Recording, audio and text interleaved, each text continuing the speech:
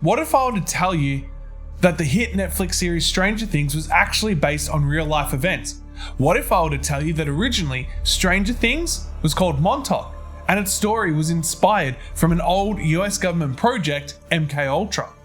Nestled away on the east end of Long Island, a secret US government program took flight in the 1970s. The goal of this program was to develop psychological warfare techniques with time travel, teleportation, mind control, extraterrestrials, and more.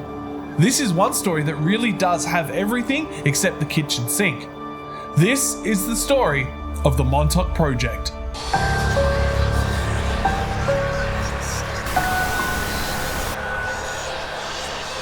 Camp Hero, located in Montauk, New York, holds a significant place in American military history.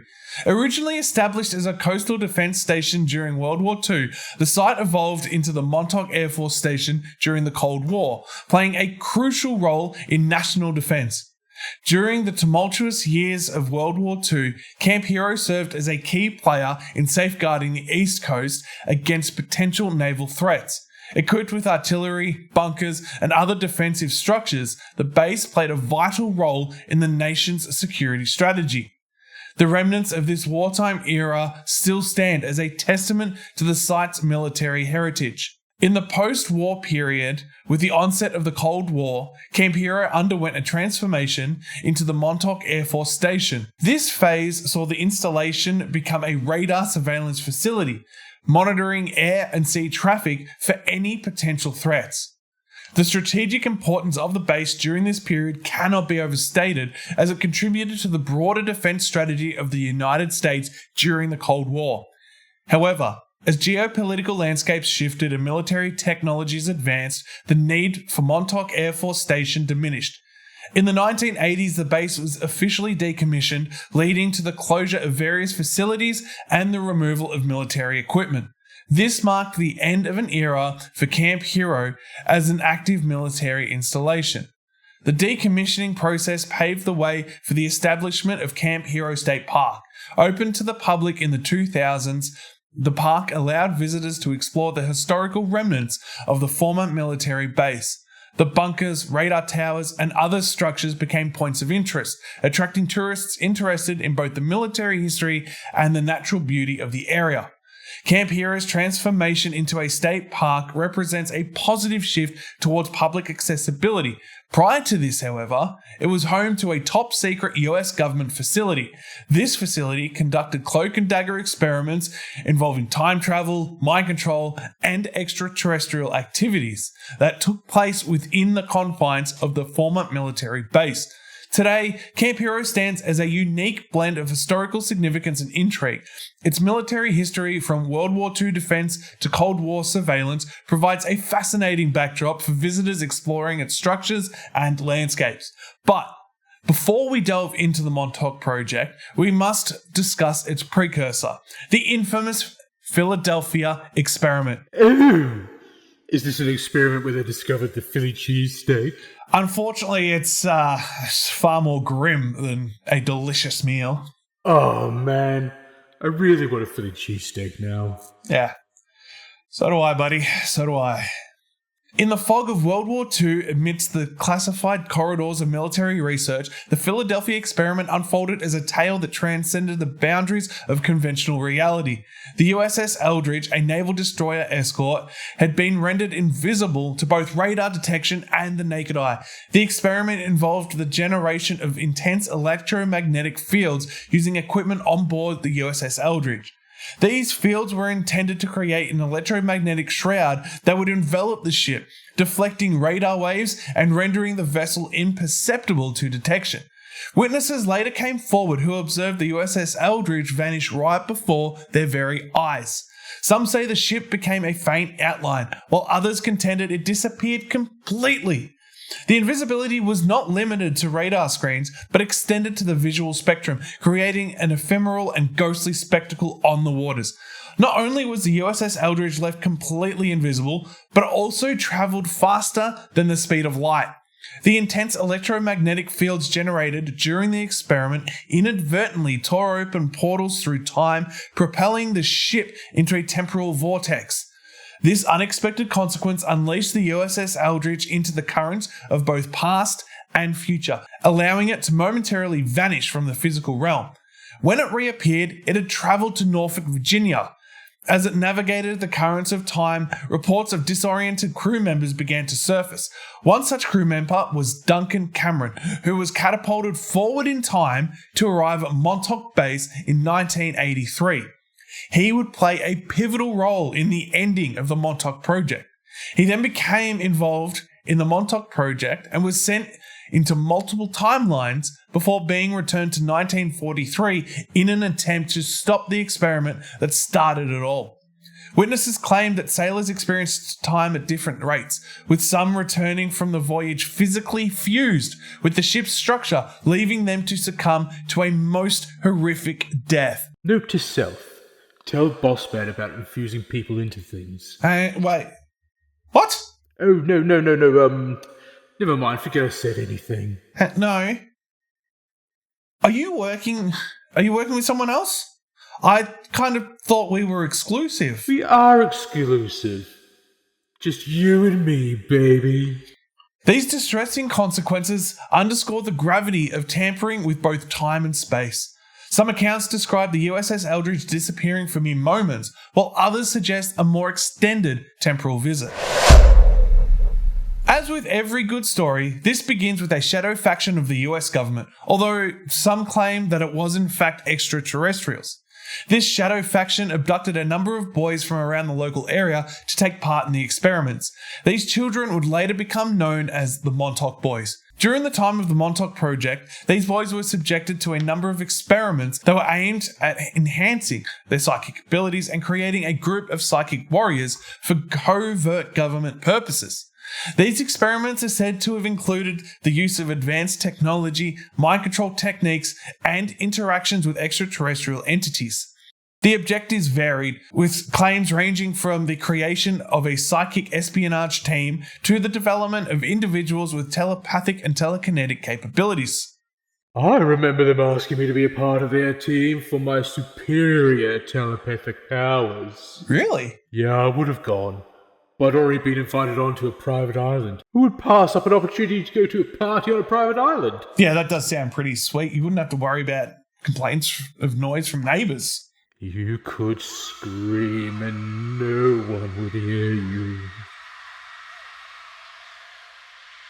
But the catering was to die for. These boys were subjected to mind control techniques and borderline torture in order to mold their psychic abilities for military applications. The experiments sought to create a group of individuals who could influence and control the thoughts of others, engage in remote viewing, and even manipulate physical objects with their minds. If you don't know what remote viewing is, I'll give you just a quick overview. And if you want a full episode on it, let us know down in the comments. Remote viewing is a technique that allows individuals to gather information about a distant or unseen target through extrasensory perception, ESP, or anomalous cognition. The concept gained attention in the 1970s and 80s when it was revealed that the US government had conducted research programs exploring the potential military applications of remote viewing. In remote viewing, a person often referred to as the viewer or remote viewer has the ability to access information about a target that is hidden from normal perception. The target can be a geographical location, an event, an object, or even another person. The process typically involves the viewer entering a relaxed or altered state of consciousness, often employing meditation or other mental techniques to transcend the constraints of time and space. The viewer then provides a detailed description or even a sketch of the target based on the information perceived through this non-localized awareness. These experiments were so horrific to the boys that their minds completely shattered, creating a mental barrier. It wasn't until one man came forward after going through regression hypnosis that others began to step forward, slowly unlocking the mysteries of the Montauk Project. The 1970s was a tumultuous decade marked by significant cultural, social, and political changes. It was a time of both innovation and upheaval, characterized by the continuation of the Vietnam War, the rise of countercultural movements and economic challenges, and the emergence of new technologies. While mainstream historical accounts focus on these broader trends, the alleged events associated with the Montauk Project offer a more unconventional narrative. Nevertheless, to explore what happened during the 1970s in the context of the Montauk Project, we must delve into the accounts provided by figures such as Preston Nichols and Unveiling. According to the narratives associated with the Montauk Project, the 1970s marked the initiation of secretive and controversial experiments conducted at Camp Hero in Montauk, New York. During this period, individuals involved in the project, including Nichols and Bielik, claimed that secret government activities had begun. One of the central elements of the Montauk Project's activities in the 1970s was the development and utilization of a time travel chair. This device, as described by those who were involved, had the capability to manipulate time and space. Participants in the project were said to have been subjected to experiments involving the time travel chair, undertaking missions to different historical periods. These missions included interactions with historical figures and events. Simultaneously, mind control experiments were conducted during the 1970s as part of the Montauk Project. Techniques such as hypnosis, psychotropic drugs, and electromagnetic radiation were employed to manipulate and control the thoughts and behaviors of individuals involved in the project. The aim was to create programmable assassins and spies through these mind control experiments. In addition to time travel and mind control, Montauk Project also included extraterrestrial involvement. The US government also collaborated with extraterrestrial beings, exchanging technology and conducting experiments that harnessed superior alien knowledge. Amidst the hushed corridors and concealed chambers of the Montauk Air Force Station, the Montauk Project unraveled a chilling narrative of mind control and psychic warfare. The shadows of these experiments cast an eerie blanket over the facility, where the boundaries between science fiction and reality blur, and the alleged manipulation of human consciousness takes center stage. In the pages of this saga, mind control emerges as a dark art wielded by government researchers. The Montauk Project delved into the depths of the human mind, seeking to harness its intricacies for covert military purposes. Techniques reminiscent of science fiction, drawing parallels to the infamous MK Ultra experiments, allegedly played out within the walls of Montauk, where the boundaries of ethical conduct seem to just dissolve. Psychic warfare, an extension of the mind control endeavors, became a focal point of the alleged experiments. The project aimed to create a platoon of psychic warriors, individuals whose minds had been honed and weaponized to engage in a new form of warfare. These psychic soldiers were envisioned as secret agents capable of influencing thoughts, remotely viewing distant locations, and manipulating the fabric of reality itself. Secret Agent Man. Secret Agent Man. Researchers at Montauk explored the depths of extrasensory perception, telepathy, and telekinesis. The goal was to unlock the latent psychic potential within the human psyche and channel it into a force that could be strategically deployed. The very essence of consciousness became a battlefield where psychic warriors could allegedly infiltrate the thoughts of adversaries, extract information, and influence decision-making. The Montauk chair, a mysterious device central to the experiments, played a key role in these mind control endeavors. Positioned within the confines of this chair, individuals were subjected to a barrage of psychic manipulations, their minds probed and harnessed for the sake of the ultimate objectives of the project. The chair's ominous presence became synonymous with the dark experiments unfolding within the hidden recesses of Montauk. This chair, of course, could not have been designed without the assistance from extraterrestrial technology. It all began with claims of advanced alien technology, a gift from beings beyond our celestial borders. Whispers spoke of alien entities who, in silent communion with the government researchers, shared the keys to technology that defied terrestrial comprehension. These gifts formed the foundation of the experiments at Montauk, granting unparalleled capabilities in the realms of time manipulation, mind control, and psychic enhancement. The saga unfurled to reveal not only the gift of extraterrestrial technology, but also a covert collaboration with beings from other worlds. These ethereal allies, shrouded in the mysteries of the cosmos, were said to guide and counsel the human researchers in their pursuits. Together, they formed an alliance. Ooh, is that like those kids with the rings coming together to form Captain Planet? Sure. Together they formed an alliance existing beyond the gaze of the public, a shadow partnership with a mutual agenda. Communication with these extraterrestrial entities became a cornerstone of the Montauk Project. Claims emerged of telepathic exchanges where thoughts traverse the vast expanse between worlds and researchers' minds reaching out into the unknown and beyond. As this collaboration deepened, so did the integration of alien technology into the experiments. The machinery at Montauk, adorned with symbols that hinted at extraterrestrial influence, hummed with the power of otherworldly innovation. Psychic capabilities were said to be amplified, and time itself bent under the influence of technologies derived from the cosmos. Interdimensional portals like cosmic doorways opened within the facility. Researchers, armed with the knowledge gifted by the alien collaborators, traversed these gateways to alternate dimensions. Scientists were able to step beyond the boundaries of our reality, venturing into realms where space and time danced to an otherworldly melody. I eventually found myself working out at Montauk Point through Brookhaven National Laboratories on Long Island, and found myself on this screwball project, which was known as Project Red Hawk, was the actual name, but it's popularly become called the Montauk Project, which started with the early stealth you would know as the Philadelphia experiment. We developed the electromagnetic bottle to hide any sort of a ship in. Up to that point, it was thought that the mind of man had no sensitivity to electromagnetics, which everyone learned quite to their mistake. Yeah, the mind of man is quite sensitive to electromagnetics. And from there, research was done, which I was involved with, of how to interface the mind of man to electromagnetic systems. The idea was you could fly your fighter plane by thought. Pure thought would fly the plane or drive the ship. But it evolved into essentially a mind control device, which is what they were really looking for. They wanted to be able to feed a program into an early computer, flip a switch, and everybody would respond to it. That was what they wanted.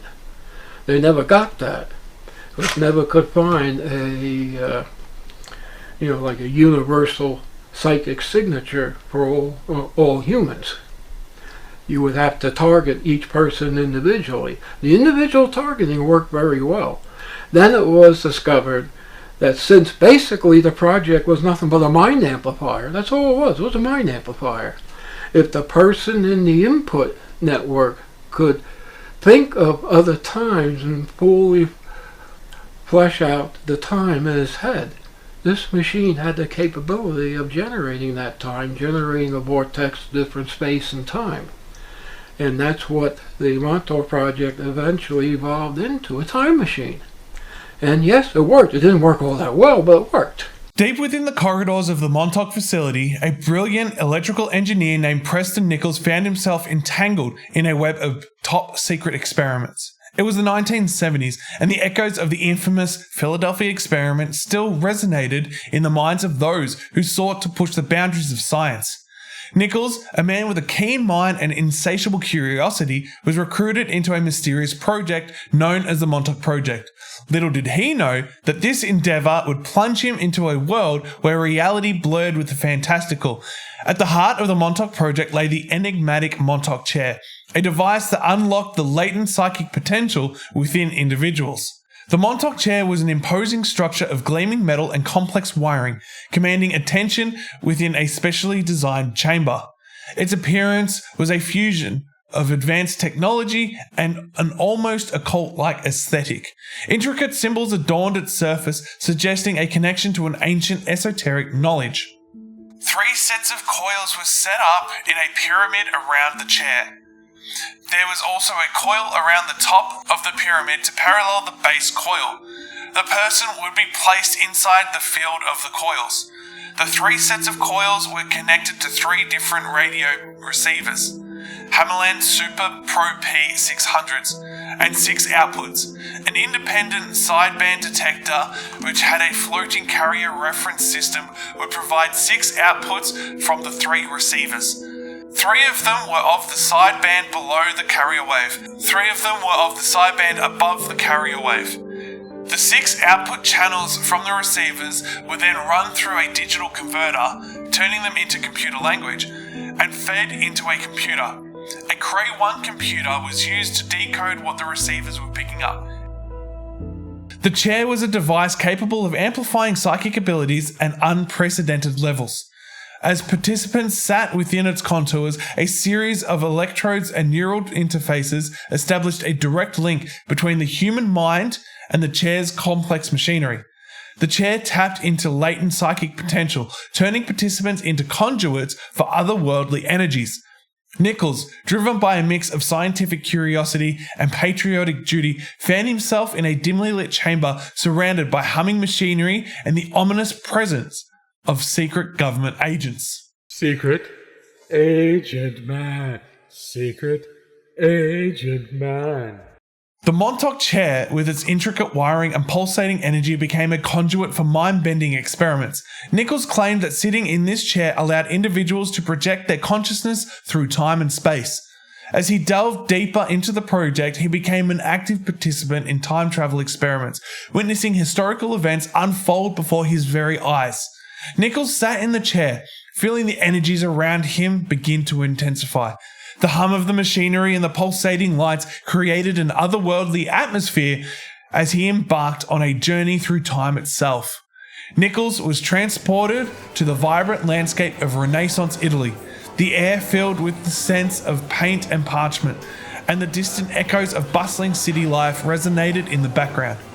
Before him stood a man, turning around to meet his gaze. The man smiled as if expecting the arrival of Nichols.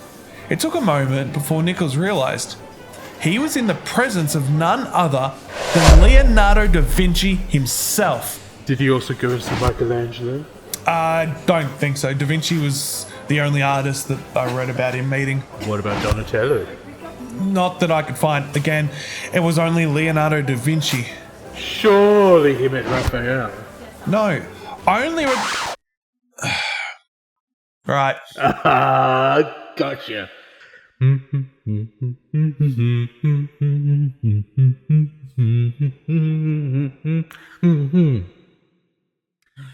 don't know how I hum, I've got no lips.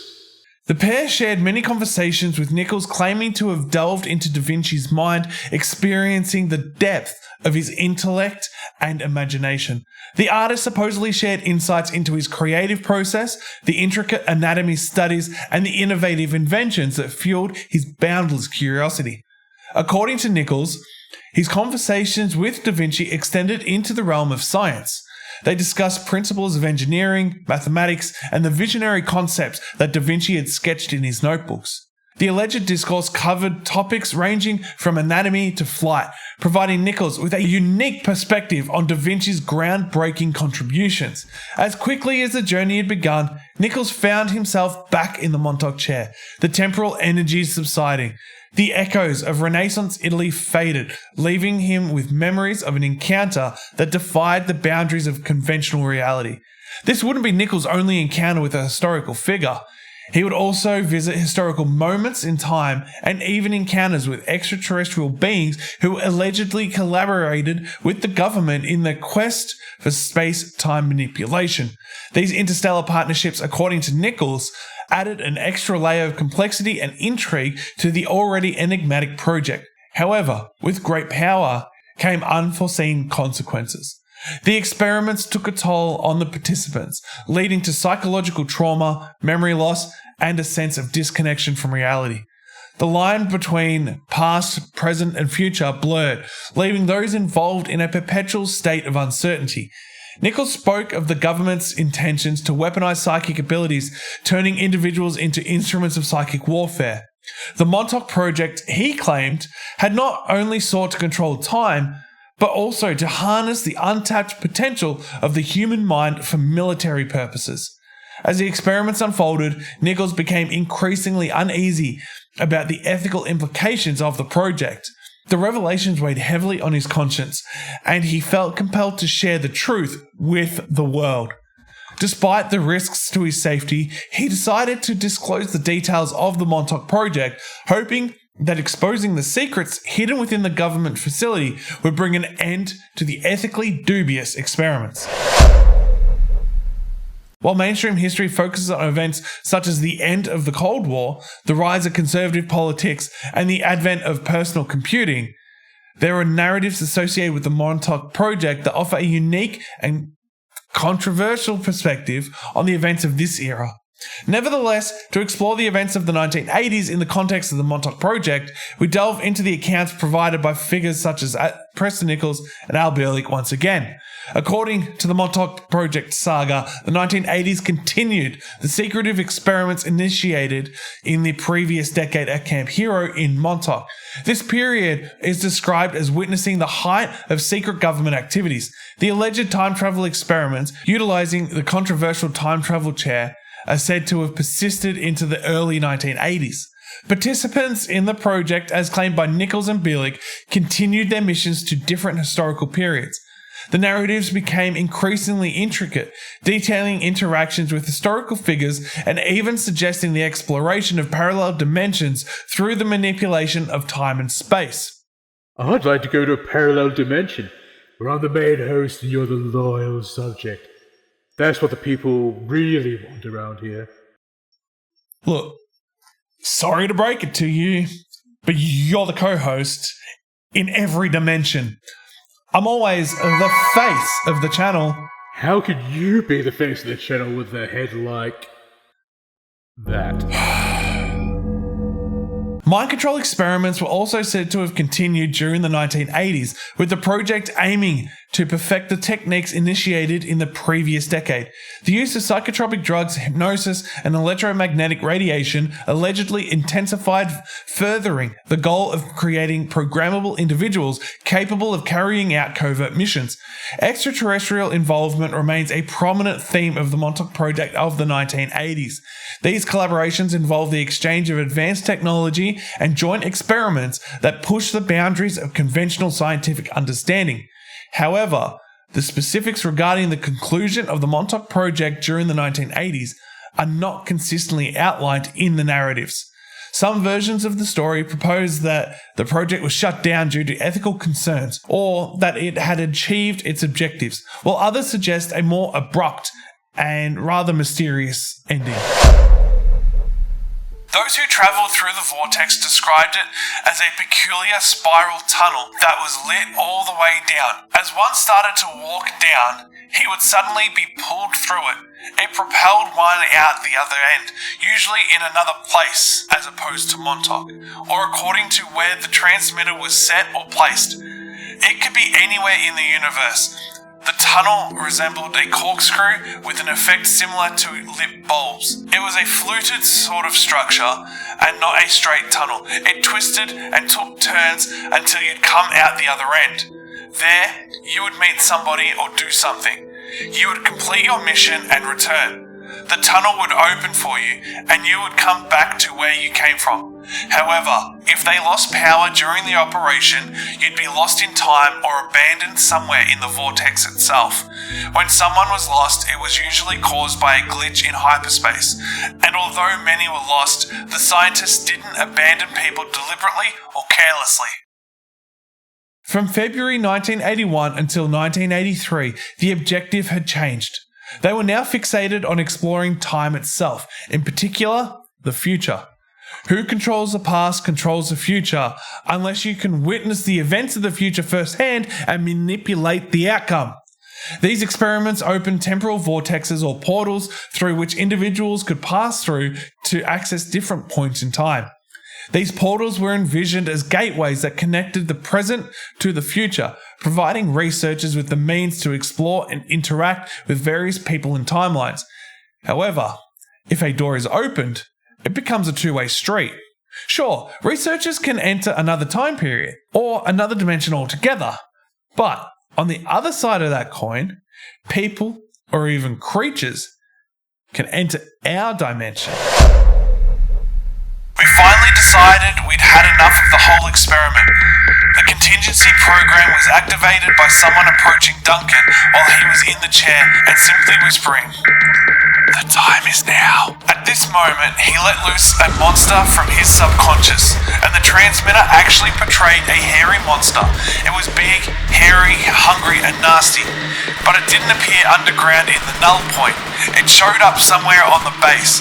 It would eat anything it could find, and it smashed everything in sight. Several different people saw it, but almost everyone described a different beast. It was either 9 feet tall or 30 feet tall, depending on who saw it. I personally believe it was about 9 or 10 feet in height. Fright does strange things to people, and no one was sure of what the exact physical constitution of this monster was. No one was in any frame of mind to calmly and collectively analyze its exact nature. My supervisor had ordered us to shut off the generators in order to stop whatever type of phenomena was occurring. This didn't work, so it was decided that the thing had to be stopped. It was decided that the transmitter had to be shut down. There were 2 efforts made in this direction. One was to send somebody back and turn off the transmitters on the Eldridge. They would be smashed if that was what was necessary to shut them down. The other effort was by myself and the director of the project. We unsuccessfully attempted to shut the transmitter at Montauk. We then went into the power station and disconnected the base from the Long Island Lighting Company. The power kept going and nothing stopped. We weren't concerned about the lights. We just wanted to stop the transmitter itself. We decided the next best thing to do was to go into the power station and cut the wires leading into the ground from the big transformers. I put an acetylene torch on my back and cut the wires going into the ground. I had to be careful because they were still hot. Still, nothing happened. The lights at the base stayed on. I figured there must have been another power feed somewhere. We went over to the transformer farm next to the transmitter building and cut the wires coming up out of the ground. At that point, the lights at the base went out and the computer stopped, but the lights in the transmitter building stayed on. We went into the building and pulled the wires out of the panel that controlled the transmitter. Then wires from the transmitter itself. The lights in the building went off, but the transmitter stayed on. I then went upstairs and cut the actual equipment apart. I cut the conduits, I cut the cabinets. Finally, I cut enough apart that the transmitter just groaned and stopped. All the lights went off. We'd done it. Today, you can still see the torch marks where I'd cut things apart. It was at this point that the beast stopped moving and faded back into the ether. The portal closed, and that was the end of that episode. While this story is certainly extremely fascinating, just because it's written in a book doesn't make it automatically true. Aside from this book and subsequent books written by Preston Nichols, there's no physical evidence to support the Montauk Project conspiracy theory. The US government has denied conducting any such experiments at Camp Hero, and there's no independent verification of the claims made by the theory's proponents. Nichols, however, up until his death in 2011, maintained that these experiments dealing with the expansion of human consciousness and future technology are still going on somewhere. Do you believe otherwise? Are you going to believe the US government when they say something? Well... Exactly! Look at the state of them right now. They're experimenting with their leaders. They're not even subtle with it.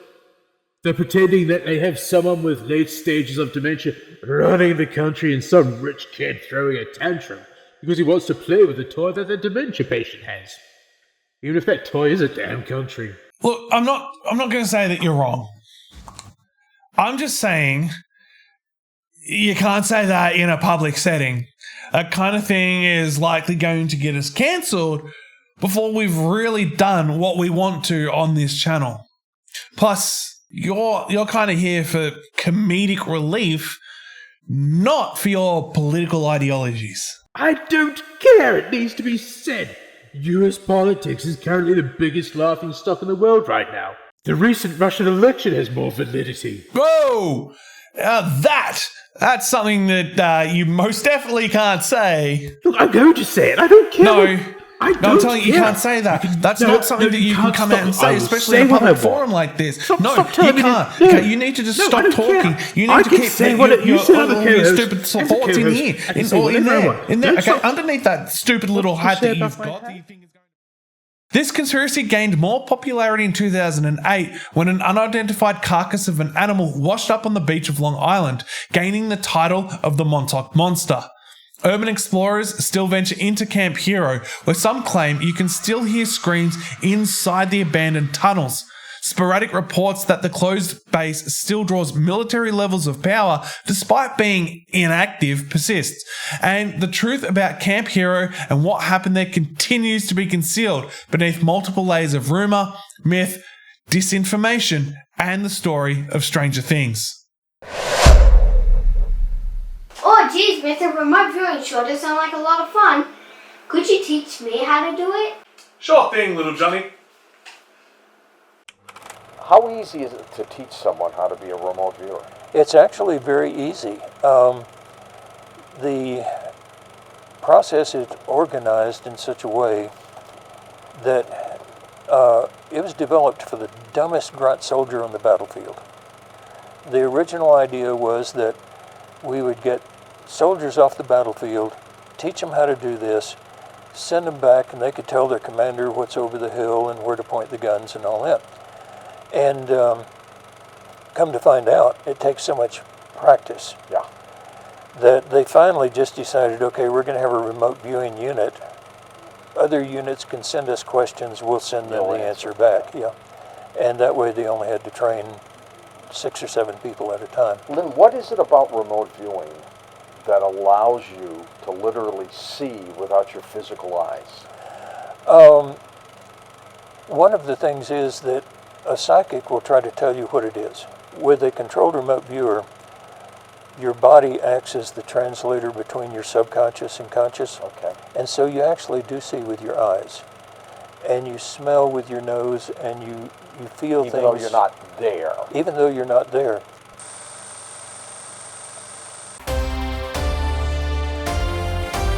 Select a range of targets. Ask a friend or family member, aka remote viewing assistant, to select 5 to 10 pictures. Ask them to cut the images from magazines and paste them onto sheets of blank white paper, with 1 picture per sheet. The images should be real-world pictures, such as people, architecture, nature, etc. Ask them to put the images into an envelope. Ask your remote viewing assistant to stack the images in a manila envelope face down and say absolutely nothing about them to you. You'll attempt to view the pictures one at a time, getting feedback from your assistant after each session. Quiet your mind. This is easier said than done, but you want to have as little mental noise as possible. Let go. Write down the date, time, and any ideas you want to let go of that may distract you while remote viewing. Call the first target to mind. Begin the session by describing the most basic impressions you have of the first target site, event, or person. What do you feel is the predominant thing in the target? Is it natural or artificial? Surrounded by land or water? Write down several different descriptors. Do not second guess yourself. Write down the first thing that comes to your mind. The fainter, the better. Just make sure you write down the information as descriptively as possible and don't judge anything. Connect the dots unconsciously. Information is coming from your mind and autonomic nervous system. The idea is that your unconscious already knows everything there is to know about the target. It just has to communicate that to your conscious mind. It does that through your body with very subtle sensations and feelings. Describe the basics. Write down sensory information that comes up, like visuals, smells, tastes, and temperatures. You may start perceiving sizes, shapes, and patterns, also known as dimensionals. You may even start to feel an emotional reaction to the target. Draw a sketch of the target. Take your time and don't worry about how your sketch looks. Find a bird's eye view. Imagine yourself floating several hundred feet over the target area. Is there anything surprising about the target that you can perceive? Make a note of your final impressions about the target. End the session. Write down the time and a brief summary of what you perceived. Get feedback. Pull the top photo from the envelope and see how you did. Take your time to really look at the colours and shapes of the image and compare it to your notes. You may be surprised at the results. Review and repeat. If you didn't connect anything in the photo, don't despair. The main point of remote viewing is to learn about yourself, not just to be accurate. Remember that remote viewing is an ability you may cultivate. Repeat the process above for the remaining targets in the envelope. Let go of being right. Most importantly, have fun.